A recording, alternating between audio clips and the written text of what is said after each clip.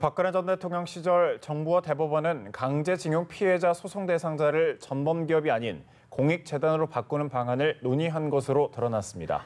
검찰은 당시 이 논의에 관여한 전 대법관을 불러 조사할 방침입니다. 나왁진 기자입니다.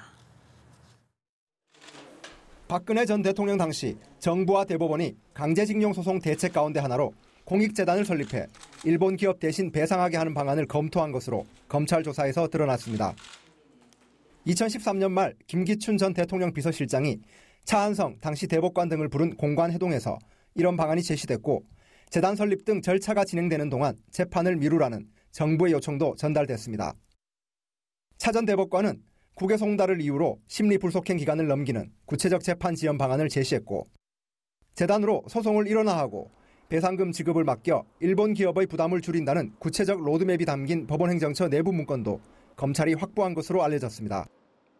검찰은 이에 따라 이듬해 6월 정부와 포스코가 각각 출연해 출범한 일제강제동원 피해자 지원재단의 설립과 운영 과정을 면밀히 들여다보고 있습니다.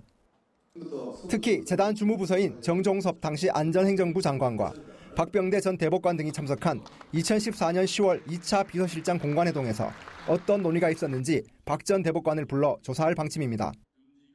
검찰은 구속된 임종원 전 법원행정처 차장의 기소기한인 15일 이후 박 전 대법관 소환을 검토하는 것으로 알려졌습니다.